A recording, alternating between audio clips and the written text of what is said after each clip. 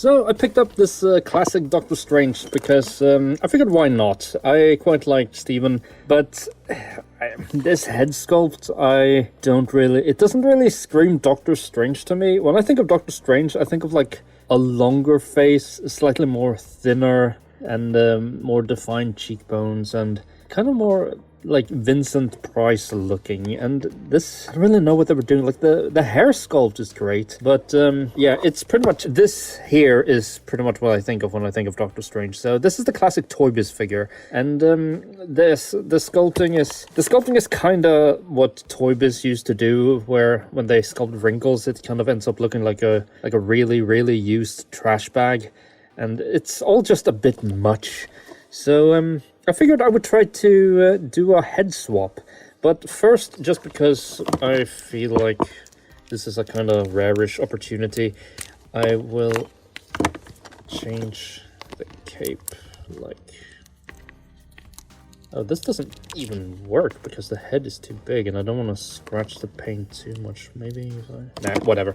I wouldn't want to keep this anyway because the articulation is kind of annoying. It's really like, this skirt is really stiff, and I don't really like how the arms can't go down. Like, this arm can, but this one gets, yeah, it's just not that great. We'll start with heating up this head here, because Toy Biz heads for some reason aren't as easy to swap as the Hasbro stuff. Like, you know, these are designed to be swapped, but Toy Biz, it's like a lot harder plastic. So I'm gonna heat this up with a hairdryer and then we'll see if we can pull it off. So the head is heated up and hopefully I can just pull it off. It's still a little bit tough, but it's definitely doable. So we have the head here. I'm not really sure how good this is gonna look because this head is quite a bit smaller than this one. But I think just for scale... I think the cape is gonna have to do some heavy lifting in making this look better, but we're gonna have to drill a hole here and before we do anything else, so I'm just gonna go and do that.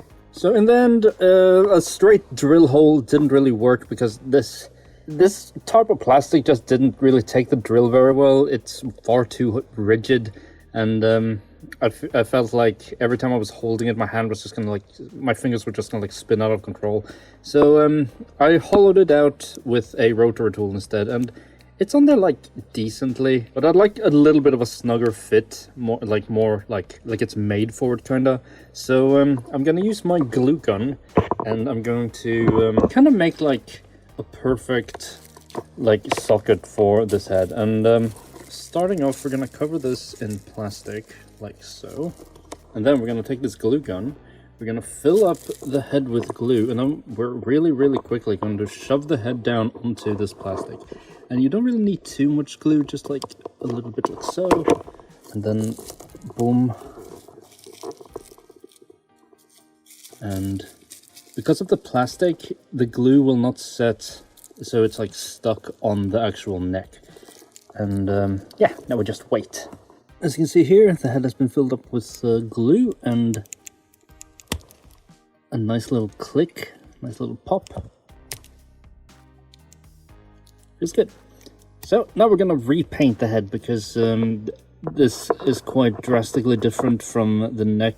You won't really be able to see the neck that much, but it's also kind of very scuffed and it needs to be, you know, tidied up a little bit. So apparently I never clicked record, but I am using Cadian Flesh Tone mixed with some white, and that's going to be our like our base layer. And then afterwards I'm going to add a little bit of red to it. And this is basically just going to be like a primer. So now we're going to do some eyes, and for starters I'm just using some white to kind of mark in where the eyes are. And then we're going to use a black dot with a color dot in the middle, which is going to be electric blue. And then a tiny black dot inside of the electric blue.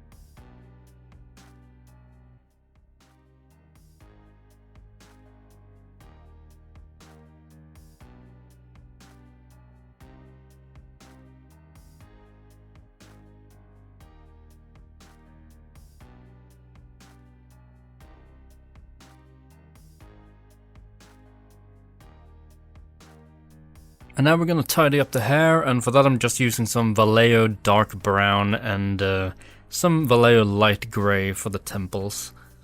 For the lips, I'm just putting some Reichland Flesh Shade on top of it, and then it kind of tints the lips a little bit, but we're going to clean it up with a mix of Cadian Flesh Tone, white, and some tiny little bit of red.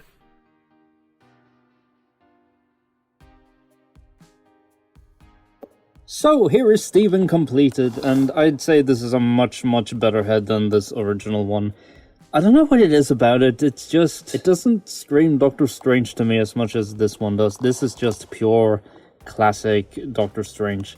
The cape, well the cloak I guess, is kind of sloppily painted, like you see, it doesn't even go down fully there. But it will have to do. I don't think I care enough to invest in like a cloth cape for him. But yeah, I just wanted a little classic Doctor Strange representation on my shelves, especially for my Midnight Suns display. So yeah, Doctor Strange. I know there wasn't really too much to this video, but I hope you enjoyed it regardless.